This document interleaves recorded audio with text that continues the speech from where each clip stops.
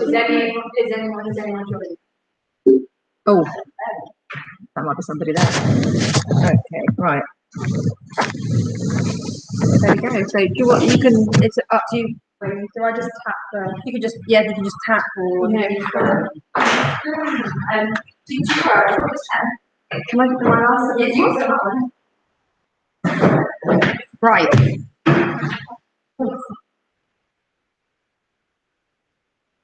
Okay, right. So the concept of free will and predeterminism has massively fascinated humans, like from the beginning of time, from when we first came to exist. And it is one of the rarest subjects that's actually occupied the minds of religious communities and scientists alike. You don't actually find many topics that grab onto so such variable communities. So communication does actually lie at the core of every single thing we do. The way we get out of bed, and what we choose to eat, the way we dress, the shoes we try to put on in the morning, they're all affected by the way you communicate with people around you. But I guess the question that is going to come up in this is, as individuals and our individual personality, the part of our autonomy that is actually most responsible is the brain. And the brain is possibly the most complex part of the human body. And it's been found that it could actually predetermine the way you vote, the food you like, who you choose to hang out with, and even the way that you succeed later in life. When you're a baby, they can figure out whether you're going to be rich or whether you're going to be poor. They can figure out whether you're going to vote for the Tories or for Labour or for the Dems. And I just think that's really interesting. I read a book about it by Hannah Critchlow, but I'll come on to that in a bit. So just for some context, this is the prefrontal cortex. This is the part of the brain that I will be talking to today. So it's the orange where it says the frontal lobe. And basically, the role of the prefrontal cortex, it predicts the consequences of your own and others' actions. So before someone does something, your brain is already working overtime to try and figure out what they're going to do, what they're going to say, and how you're going to react. It controls impulses, it helps you make plans for the future. So when we were looking at uni, your brain is working in complete overtime to help you decide which one suits this part of your brain the most. It has personality development, assists in making significant choices, and it helps you with the ability to assume. So I'm going to talk about the ability to assume here. These are optical illusions, and I'm sure you've probably seen a lot of these before. And you might see different things. I know the spiral one is really, really popular when you're in year 8, and your teacher's like, "Oh my God, look at this," and you're like, "Wow!" But I think the really cool thing about looking at these, and I only realised this when I first read this book, is the minute you look at them, your brain is working complete and utter overtime. It's working more overtime than it is when you're sitting in a lesson, because your ability to assume is being worked. And I think what's even cooler is nobody in this room has seen exactly the same thing or noticed anything the same. Like you might both see in this picture on the left, 2 old men staring at each other, or 2 older people, 2 people playing guitar, or a fountain of gold. And you might all have seen the 2 old men, but you didn't see the same 2 old men, because the way you see things, your reality, is based entirely on the experiences you have in life. So that's just kind of an example of that. And just to take a really quick look at how the brain works, just in context of what I'm going to talk about. So here you can see, and I was going to use a serial killer's brain, because I know a lot of people in our year really like serial killers. So this is kind of the normal brain. I don't think you can really say normal, because obviously everyone has something different. And then this is the brain, these on the right of a serial killer.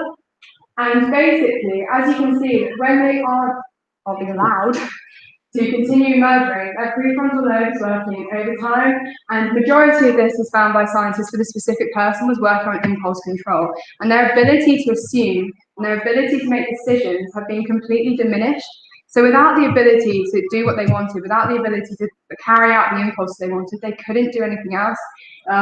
The subjects couldn't read, they could hardly write, their handwriting completely changed when they were taken out of the situation. And this was their brain when they first came in. Because they carried out their impulses, the whole of their prefrontal lobe at the top there was completely empty, because they've got hardly anything else really being shaped within that part of their brain. So that's just kind of an example of, a realistic example of what's going on. Yeah, so this is the book I talked about, hence the Flipstock, and I want to say, leading on from the other two sessions that have been on, she's a woman, and she's one of the only women working in her role. So she's one of the top 10 leading communicative scientists, which is, I think she might be the only woman. It's a male-dominated part of science. And she's quite young. She was first nominated for Head Scientist of the Year from Cambridge University at 32, which is the youngest a female has ever been on getting a scientific award for communication in the brain. And she wrote a book called The Science of Shape, and I found it really interesting. And I was really lucky. I had the opportunity to speak to her about 2 weeks ago, and we were talking about this, about how it affects the way that you want to vote, the way you make friends, the way you meet your end up with your partner. And she's been exploring this specifically in infants and adolescents, and hence I thought it'd be quite interesting to talk about it here. And she mentioned in her book and in this Q&A session a medical process that is becoming really, really popular in the medical world. And at 20 weeks before a baby is born, scientists can peer into the brain, peer into the brain of the unborn infant and see the connectome within them. So they can see all of the nerves that are going to be, they can see the way they're going to think, they can see how quickly they're going to think.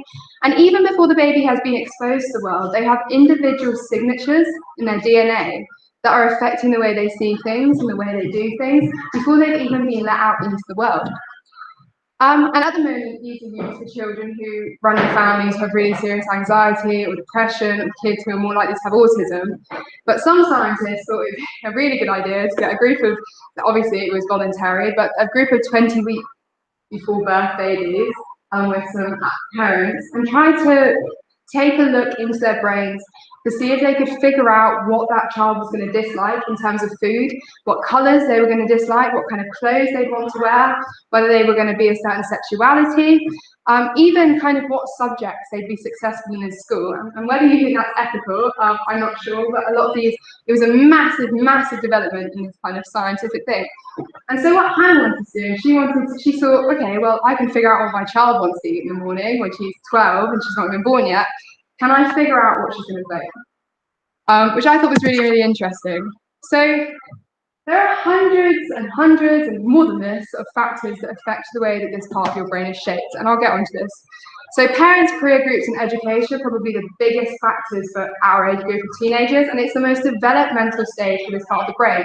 If you don't go through certain stages during this time in your life, you actually stunt your ability to do all of the roles that that part of your brain is meant to carry out, like I mentioned on the last slide. And the plasticity of the brain, so the ability for it to kind of expand and go back in depending on the situations you're in, and the cartology, so the way that your mind is kind of shaped, the way it processes things, is really, really based off every single experience you have, every single environment you live in, and every single communication you have with anyone. And I mean, seriously, you can open a door for someone in the morning you've never met, and that will affect a certain aspect of your brain for the next few years. It might affect it in a really, really minute way, but that opening of the door can really affect the job you might have, or the way you might vote, or what you choose to wear in a week to a party. And the more you embed yourself in these day-to-day routines, the more, so for example, that you open the door for people. So every single time you see a person from now on, you aim to open that door. It can really, really embed itself in your mind and in a certain way of thinking. And the more you embed yourself in certain ways of thinking in certain environments, the harder it is to change the shape of this part of your brain. And they've gone through it and they've worked with some older people who were in their 60s, and a lot of them were involved in like this quite a while ago, but a few of them were skinheads. So they were quite racist, quite homophobic, and they tried to do a process called demolition and deconstruction, which is where they force these people for 6 months of their lives to do every single thing differently. So they couldn't eat the same things, they weren't allowed their favourite foods, they cut off contact with people that they'd spoken to for the majority of their life. They got out of bed on a different side, they read different books, they went to school if they hadn't been to school. Every single aspect of their life was different. And this was the only way they could disembed the beliefs and the experiences that had shaped this part of their mind. And I'm not saying by any means that having your own set of opinions is bad. Like, it's really great to have your own opinion, but it's only when you begin to embed yourself so much in your opinions that it changes the shape of your brain that scientists are saying is really dangerous, especially in the age of social media, because it is so much easier with algorithms and bubbles on social media for your brain to become completely embedded in one thought process. And another major contributing factor, and it's up here with family, is age. So the older you get, the less likely you are to change your mind, because an auditory part of this part of your brain completely shuts off when someone tells you something you don't want to listen to, which I think is brilliant, because my mom tells me I don't listen all the time. So it is interesting. And similarly, stress, and I think this is really big among students. Stress has gone up by almost 65% in schools, and this is like severe stress, kids pulling their hair out, biting their nails, pulling their own eyelashes out. So these responses to stress are actually the prefrontal lobe in crisis. You feel the need to affect different parts of your physical body because your brain actually can't change itself. So the more successful or regimented your lifestyle is, the less likely you are to change your views, which is why a lot of people who do live in London and commute, they tend to have a certain political view, they tend to have a certain family view, and they tend to be quite religious, like traditionally quite religious, and it's very difficult to get these people out of this mind frame because of the stress. And stress actually impedes the plasticity of your mind, and it stops you thinking. So in effect, if you're really, really stressed, you're slowing down the component of your brain that lets you live and lets you feel emotions and lets you make decisions. And in the time of COVID, and I think this is really, really relevant, and I think we should be speaking about it a lot more. Adolescents have been really hard hit, and I know a lot of us say like we were quite lucky, you know, I didn't come to school and we had the summer lessons, but a lot of kids didn't. And a lot of scientists, especially adolescent scientists, are really, really concerned because at this age, approximately probably 12 or 13, all the way to maybe 21, you're going through a stage of bursting out of your original prefrontal lobe. So you know when you lose a tooth and another one comes through, that's effectively happening in your brain. So you're meant to be bursting out of the family values that you've been given, probably rebelling in school a bit more, probably wearing a shorter skirt if you've been told not to. All of these things are actually really, really relevant to the person you become when you're 70. And because a lot of kids are being stuck in this closed bubble of their homes, they're not actually being able to grow or develop or to expand this part of their brain. And they're really worried that if we're going to another lockdown, or if this lockdown really did seriously affect some children, we're going to have a whole generation of kids who are really stunted in their way of thinking. But luckily, a more positive aspect of this was, as much as the Black Lives Matter thing was really, really sad, its existence enabled a lot of kids to really educate themselves, whether that was through the news. I know a lot of people here were really, really active about it. And that's really healthy for the brain, especially in such a closed down time, like to close down age and history. So I was going on to like my original question, how can all of these aspects, all of these contributing factors, how can this random part of the brain I've just told you about, how can this predetermine the way you vote? So an experiment was conducted over 40 years with 12,000 sets of twins to begin with, and then they started pairing off into pairs of best friends, pairs of brothers and sisters, pairs of partners who've been together for short and long amounts of times. But the original was with 12,000 twins. And the main purpose was to determine exactly the way they were going to vote based on all of these contributing factors. And they didn't think they'd find anything that was genetic, but they did. And it actually turned out that 30% of the way you view politics is based off hereditary, things you can't control. It's based off your genes. It's based off your parents' genes, their grandparents' genes, and your whole ancestral tree. They kind of figured out the way you were going to vote. So over the 40 years, they achieved about a 75% accuracy rate in their predictions for how people were going to vote in major elections. And they did this by assessing the accuracy in the brain, like you saw in those pictures, when people were A, discussing politics, and then B, voting and ticking the box. And what they found, like I said, was 30% of that voting process was hereditary. And they found a gene they didn't think they were going to find called DR-D4-7R allele. That's the only bit of scientific thing you're going to get from me today. And this is a hereditary gene, and it affects novelty-seeking behavior. So people who have it really want to find something new. They tend to have commitment issues, and not always in a bad way. They just tend to want to move on to things. They tend to not keep a steady job for their whole life. They tend not to go into office jobs.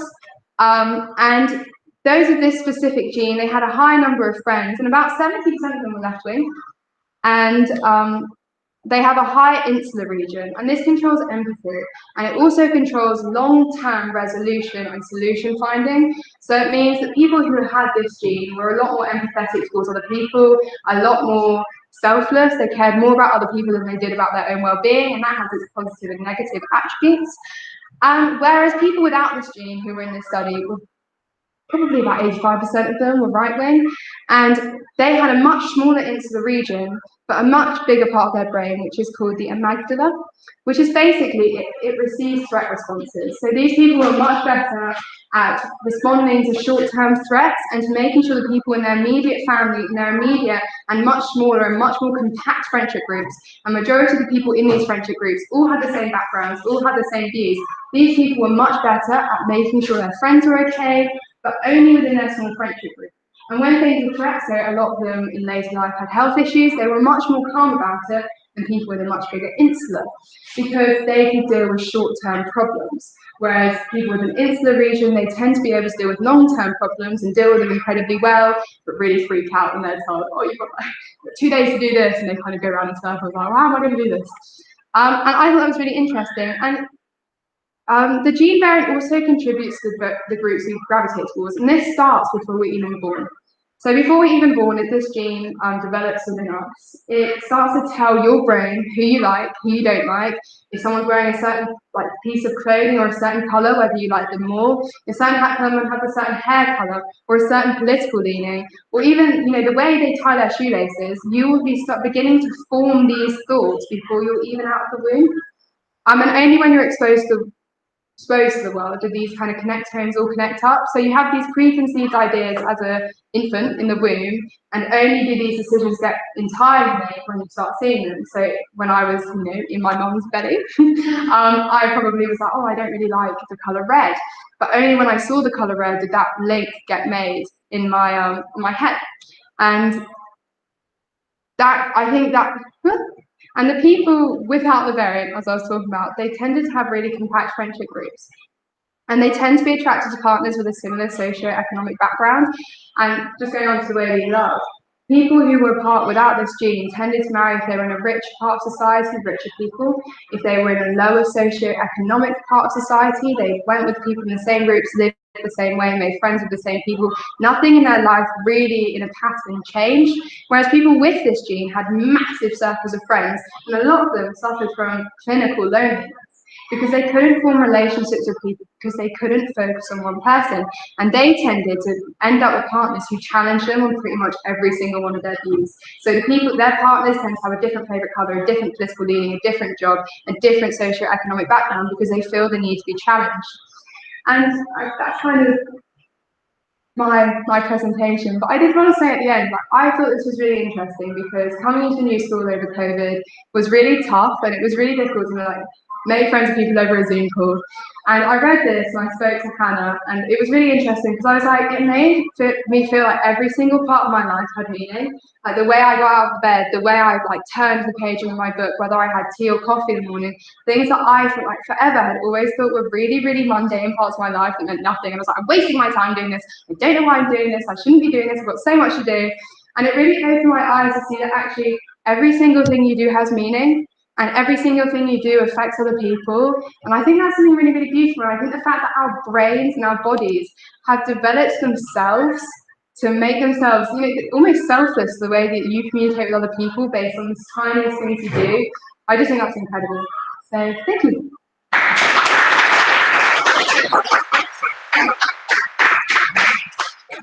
you got any questions? When you said you had a Q&A, what did that? So I'm part of the English Speaking Union, and they kind of send you things and you've got to come to this. And I signed up to it. It was really interesting. The actual question was, are some people born to be better public speakers? And I was like, that's right down my street. I'm going to go have a look at that. And Hannah was like, yeah, they are. And there were some other scientists on there who were like, no, that's not true at all. And there were a few politicians. There was the old politician for Cambridge South. And they spoke about the polarisation of our country throughout Brexit. And it was really, really interesting, because the MP actually stepped down after Brexit because she felt so challenged by the views. Regardless of her views, she was really upset by it, because not only because of the decision, but because the people in her constituency that she'd seen coming to town meetings, and she'd seen at coffee mornings that older people go to, she saw them stop talking. She saw complete friendships that she'd seen developing for over 25 years completely break because of the polarisation. And she got in touch with Hannah and was like, I want to know why. I want to know why my people hate each other. And that's how Hannah kind of got into this. And she figured that all of these gene variants and all the ways that we communicate with other people had actually affected a whole constituency's balance and a whole constituency's mental health. And mental health in the country went down when there was a polarisation in the politics of the country as well. So that's kind of how it came to be. Yeah. Other questions?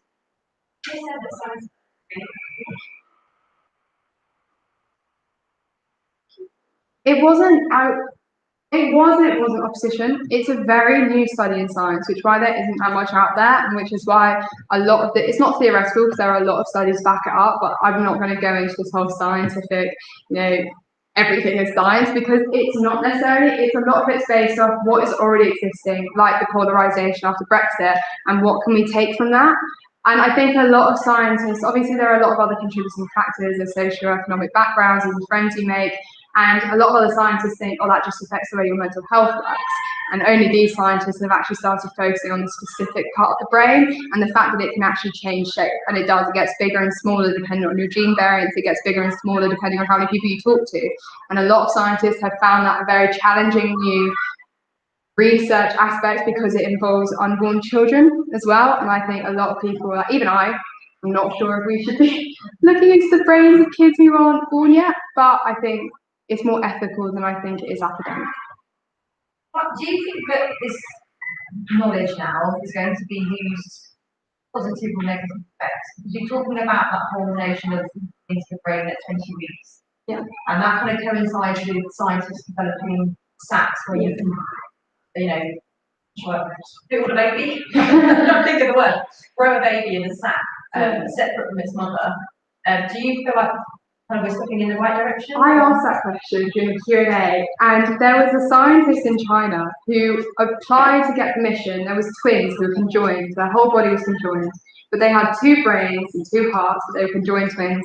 And he tried to get an application process to be able to experiment with them, which obviously got denied, but he did it anyway. He's no longer part of the scientific community, basically what he found is these twins had exactly the same thoughts, exactly the same emotions over two brains.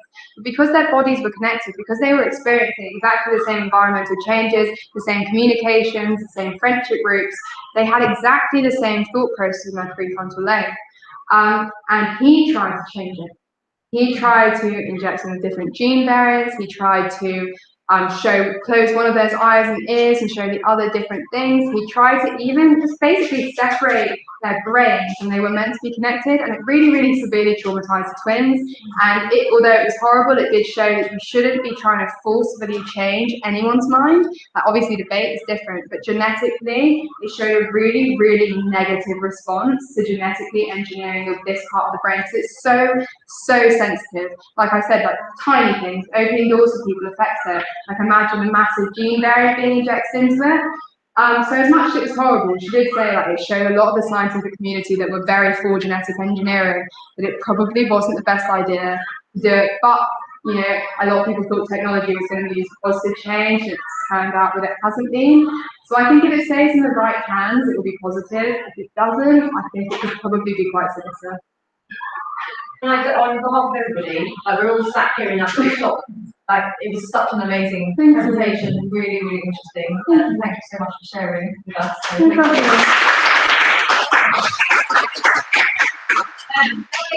next week, we're going to stay at N6.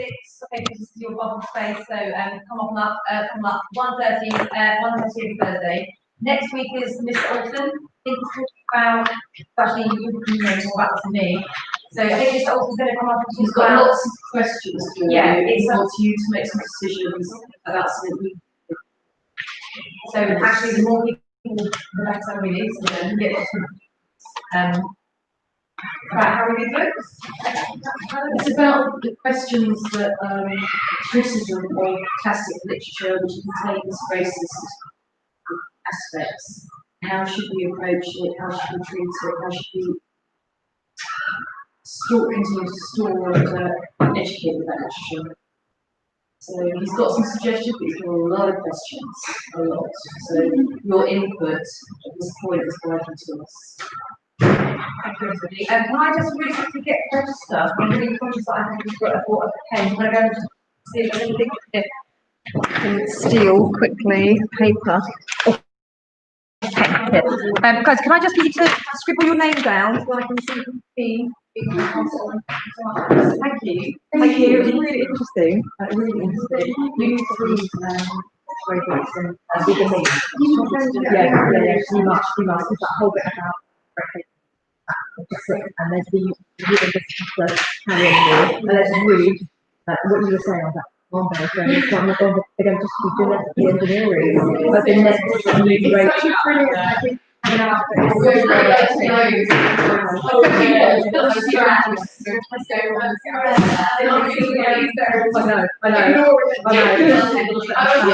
It's like terrifying. No, I hope not. Yeah, thank you so much. I'm really glad to speak whenever you